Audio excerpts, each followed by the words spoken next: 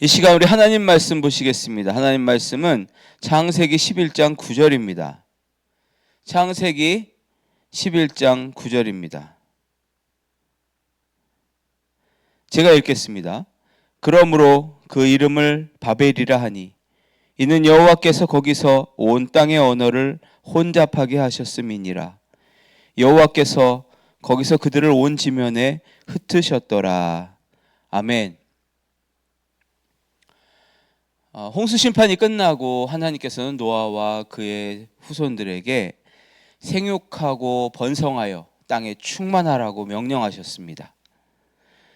온 땅에 흩어져서 번성하고 충만하고 땅을 채우라는 말씀이었죠.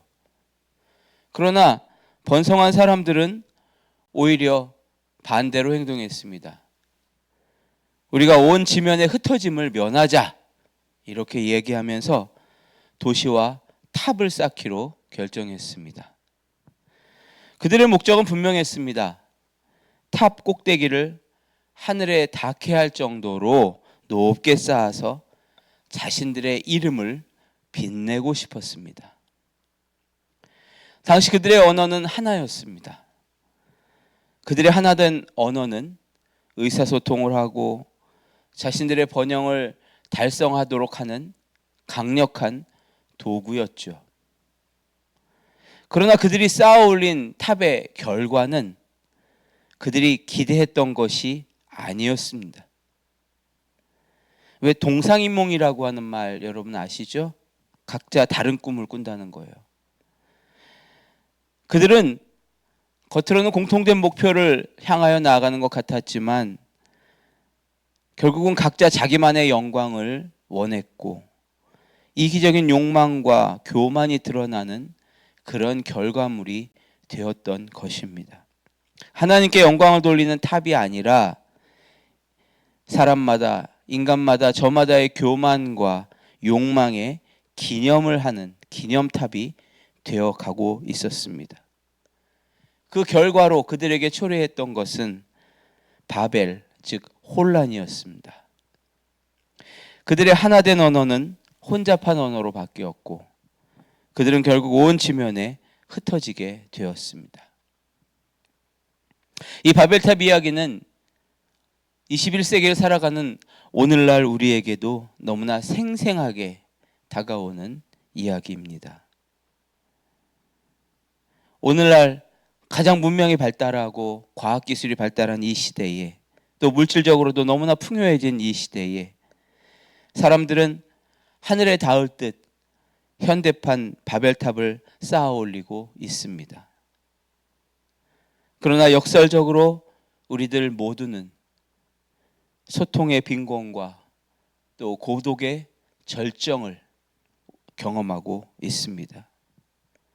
우리는 저마다 스마트폰을 들고서 전 세계 모든 정보를 공유하고 실시간으로 서로 나누고 접하고 있습니다. 그러나 정작 마음과 마음을 나누는 대화는 쉽지 않습니다. 우리는 모든 세대의 정보를 실시간으로 접할 수 있고 알 수 있고 나눌 수 있지만 정작 세대 간에 또 진영 간에 따라서 사용하는 언어는 너무나 다릅니다. 그래서 누가 무슨 이야기를 해도 조금만 누가 무슨 이야기를 하기만 해도 서로를 비난하고 오해하는 일들이 일상이 되어가고 있습니다.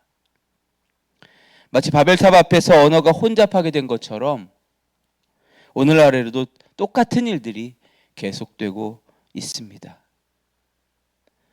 오늘 우리는 이 바벨탑의 이야기를 통해서 하나님의 귀한 뜻 한 가지를 깨닫기를 원해요. 자기 교만과 자기 영광을 추구했기 때문에 언어가 달라졌던 시대의 이야기죠. 이것을 통해서 우리는 다시 하나님이 원하시는 뜻을 회복해야 합니다. 그것은 바로 오늘날 이미 언어가 달라진 시대에서 다시 사람들이 진정으로 하나가 되려면 방법은 한 가지입니다. 바로 신본주의적 언어, 인간의 언어가 아니라 신본주의적 언어를 회복해야 된다는 것입니다. 신본주의적 언어란 바로 하나님 중심의 언어입니다. 하나님이 중심이 되는 언어는 첫 번째로 겸손의 언어죠. 우리의 삶의 탑을 쌓는 기초들은 하나님 앞에서 나는 아무것도 아닙니다 라고 하는 겸손의 고백부터 시작이 되어야 합니다. 나의 경력과 내 배경과 내 명예를 자랑하려 하기보다 오직 예수 그리스도의 십자가 앞에서 무릎을 꿇고 오직 저를 통해, 부족한 저를 통해 주님이 영광 받으시기 원합니다. 주님의 이름만 영광 받으시옵소서. 이렇게 고백할 수 있는 겸손의 언어를 시작해야 합니다. 이것이 바로 바벨탑의 교만을 허물고 하나님과의 관계를 회복하는 첫걸음입니다. 내 삶은 하나님이 세우시는 것이다. 고백이 우리의 마음속에서 울려 퍼지기 시작할 때에 다시 사람들은 하나가 될 수 있기 시작할 것입니다. 두 번째로 하나님이 중심이 되는 언어는 사랑의 언어입니다. 오늘 본문에 보면 여호와께서 거기서 온 땅의 언어를 혼잡하게 하셨음이라 이렇게 말씀하고 있는데, 여기서 혼잡하게 하다라는 말은 히브리어로 발랄이라는 단어를 사용합니다. 발랄이라는 단어는 섞다, 혼동하다, 혼란하게 하다라는 뜻을 가지고 있는데요. 단순히 그냥 말이 다른 언어를 쓰게 된 것만이 아니라 서로가 서로를 이해하지 못하게 되는, 서로 통하지 않는 소재의 부재 상태, 소재의 불통을 의미하는 것입니다. 이 소재의 불통이 된 결과 그들은 도시를 건설하고 공동의 목적을 멈추는, 도시를 건설했던 그리고 탑을 쌓는 공동의 목적을 멈추는 그런 일들이 벌어진 거죠. 그리고 그들은 온 땅에 흩어지게 되었습니다. 발랄, 관계의 단절, 소통의 부재. 오늘날 우리 시대도 발랄의 시대죠. 아까 잠시 말씀드렸듯이 지금 우리가 너무 세대 간 갈등도 심해지기 시작하고 있고 진영 간의 갈등도 심해지고 있고 서로 점점 이해하지 못하는 그런 시대가 되어가고 있습니다.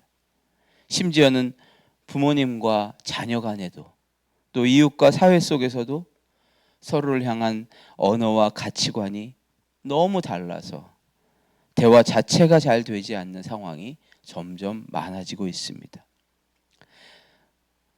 다 같은 한국어를 쓰지만 실제로는 서로 다른 언어를 사용하는 바벨의 혼란 속에 살고 있습니다. 이 혼란을 극복할 수 있는 유일한 언어는 사랑의 언어입니다.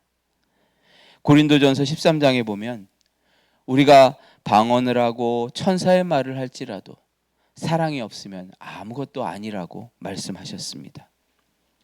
하나님은 바벨탑을 통해서 언어를 발랄하게 혼란하게 하셨지만 사도행전 2장, 신약성경 사도행전 2장에 보면 오순절 성령께서 임하실 때에 정반대의 역사가 일어난 것을 우리는 봅니다. 성령의 역사가 임하셨고 각자 다른 언어를 말하기 시작했어요. 그 모든 사람들이 각자 다른 언어를 말하면서 한 장소에 모였을 때에 말은 달랐지만 성령 안에 있었기 때문에 각 사람들은 자기의 언어로 하나님의 큰 일을 말하는 것을 알아들을 수 있었습니다.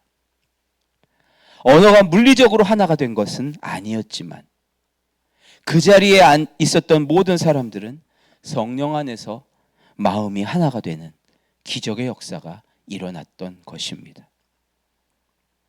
우리가 회복해야 될 소통의 언어는 유창한 말솜씨가 아니라 하나님의 성령 안에서 사랑으로 경청하고 이해하려고 하는 마음의 태도인 것입니다. 바벨탑의 사람들은 자신의 목적을 이루기 위해서, 자신들의 이름을 자랑하기 위해서 언어를 사용했지만, 오순절 성령이 임한 사람들은 하나님의 목적, 복음 전파를 위해서 언어를 사용했습니다.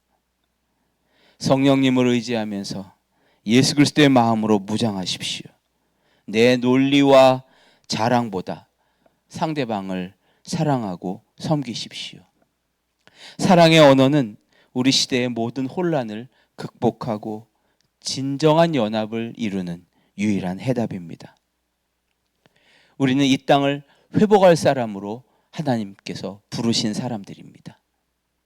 신본주의적 언어를 회복해야만 합니다. 하나님이 중심이 되는 겸손의 언어를 회복하십시오.